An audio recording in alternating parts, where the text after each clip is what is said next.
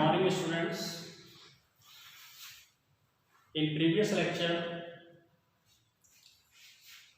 we studied about the kingdom Munera under the five kingdom system of classification. Now, here today's we are going to discuss on the second kingdom of the five kingdom system of classification. Kingdom Protista.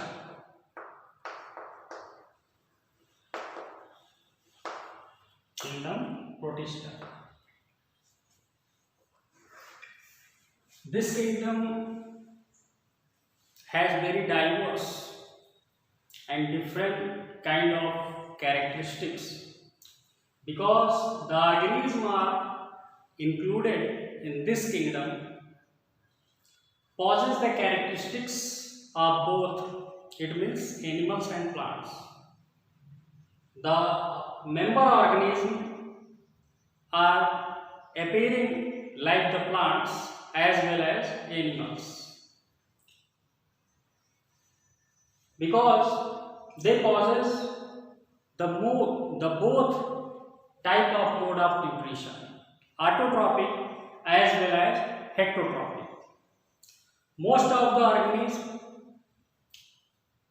feed upon the other animals and plants and categorized under the heterotrophic mode of nutrition, whereas many contain chlorophyll like pigments which perform the process of photosynthesis. It means they have ability of self food making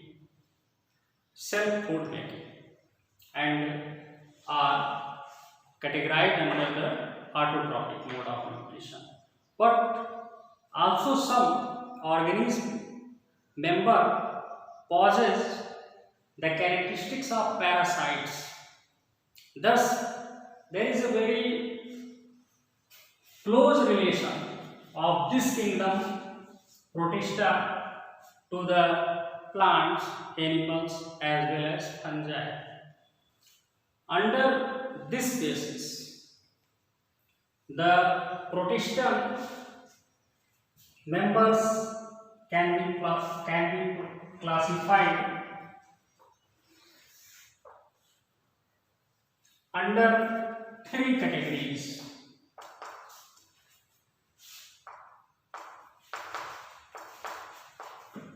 First, Protistan algae, the plants like organism of the kingdom Protista. Second, the Protistan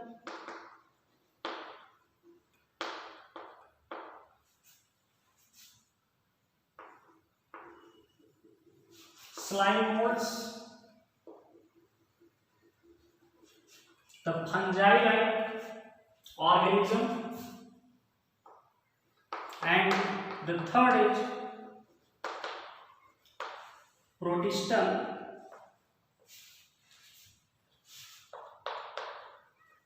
protozoans.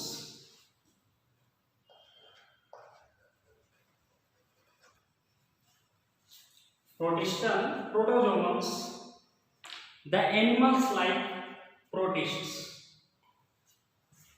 Students, one thing very more interesting to know that all the algae like, slime molds like and protozoan animals like members possess unicellular and eukaryotic type of body organization. The members' bodies consist of only one cell and they possess eukaryotic type of cell. Now, on the basis of mode of nutrition, the reproductive dimorphism. The members are further of these categories are categorized on following heads. What are they?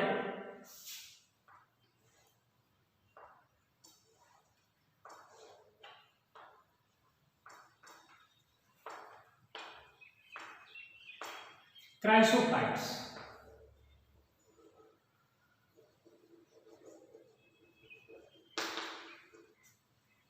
The first algae-like organisms are classified under the head chrysophytes. Second one is euglenophyte or euglenoid.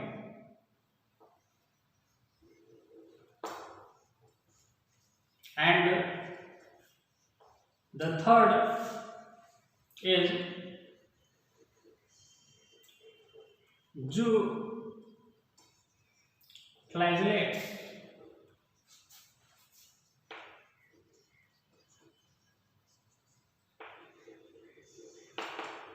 Zooflagellates. Now here students, chrysophytes. Chryso is also a Greek word that means golden yellow, and phytes means the plants like algae. Thus, in this head group of Protistan algae, the members are classified containing chlorophyll A and C along with a golden yellow pigment carotenoids. What? Carotenoids.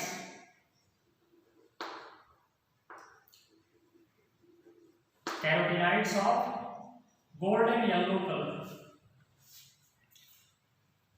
Let us take some example of chrysophytes.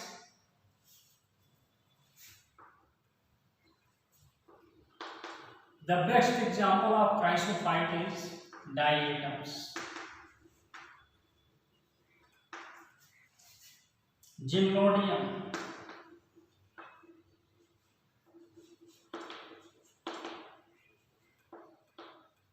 etc. These are the golden yellow color alga, also golden brown alga. The presence of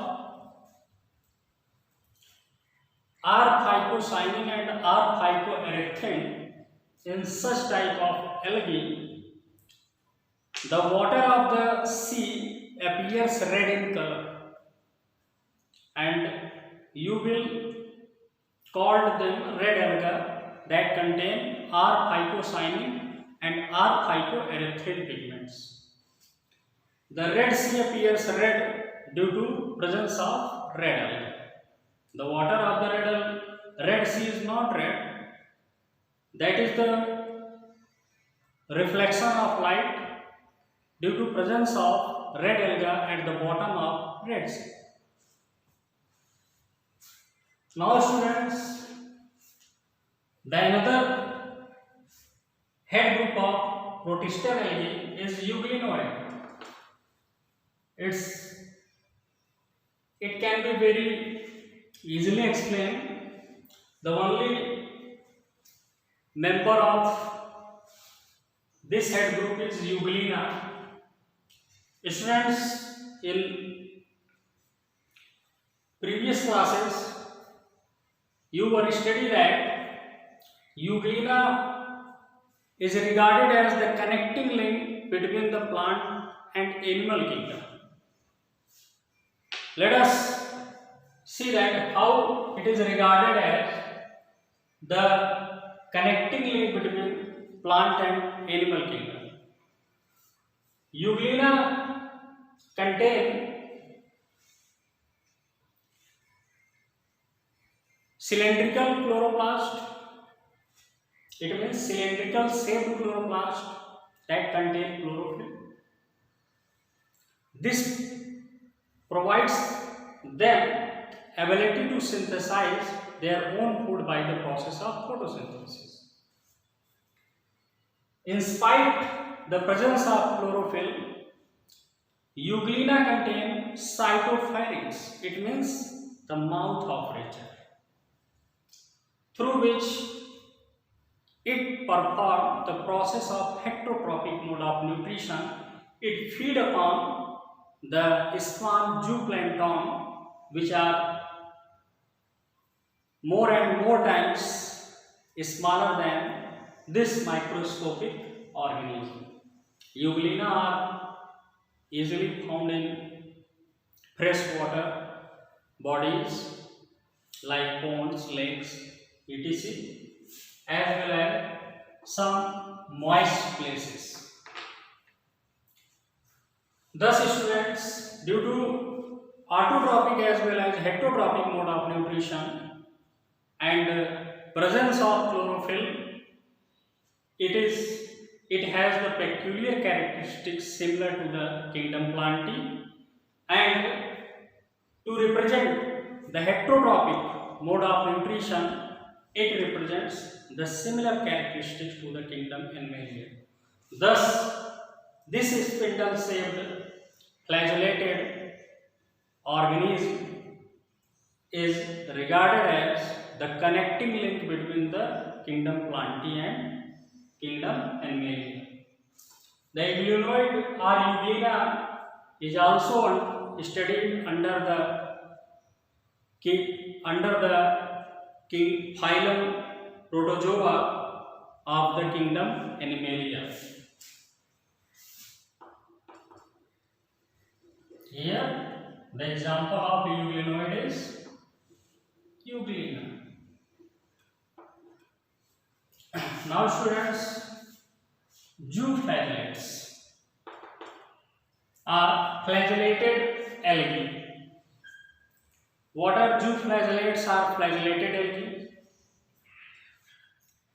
The flagellated algae are filamentous in structure and they possess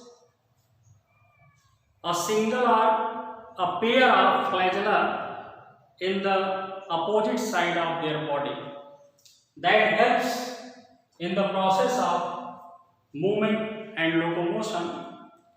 Beside it, the cell wall in zooflagellates is plate-like, that is also known as cell plate, that helps in protection to them from the other enemies, and they also secretes some toxic substances inside the water that helps in capturing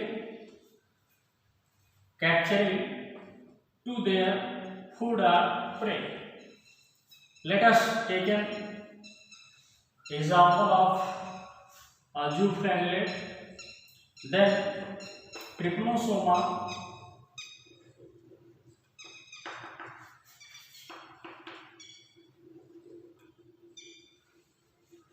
Trypanosoma is the best example of a zooflagellate. It causes a very serious disease in human that is called African sleeping sickness. That is called African sleeping sickness. Another example of zooflagellates are Leishmania. It can cause its causative vector is CC fly.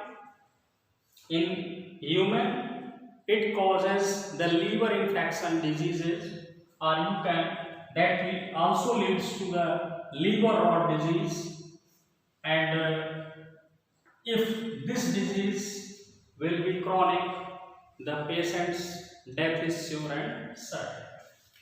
Thus, the zooflagellates are very harmful. group of organisms because they causes dreadful diseases among humans. Now here we discussing about the protista slime molds. The protista slime molds are also classified in two head groups: the plasmodium slime mold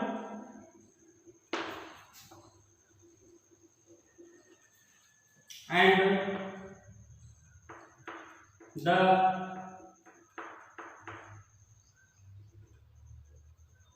true slime mold.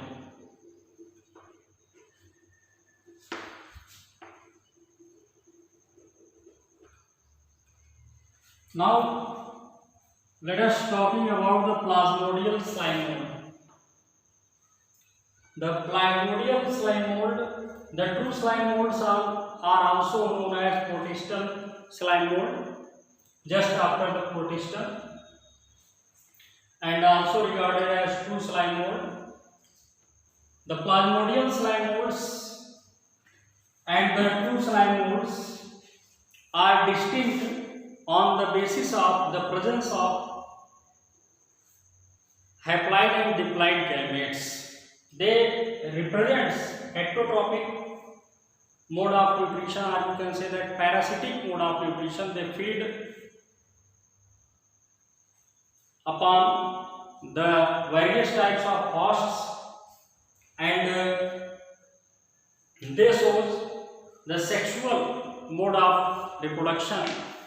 Let us see that how they perform the process of sexual mode of reproduction in their life cycle. One thing more about the protista slime mold is that they continue their life cycle in more than one host body. The plasmodial slime molds have haploid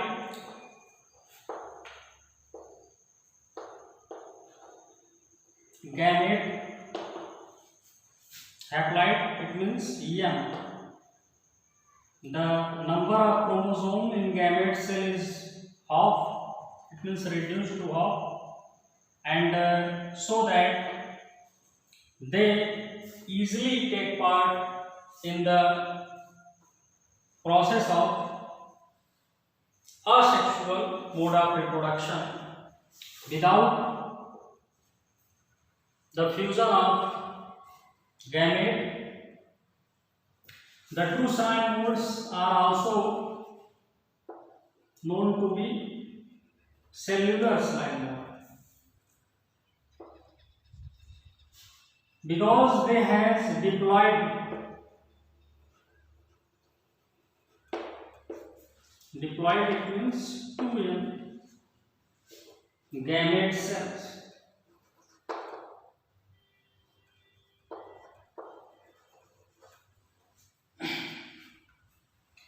The haploid gamete, due to presence of multinucleated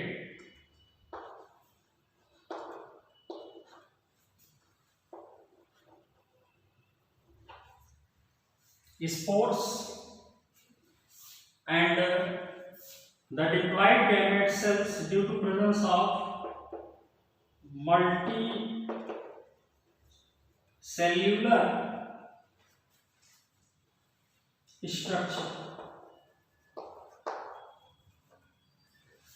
Thus, the plasmodial slime molds are easily grow their life cycle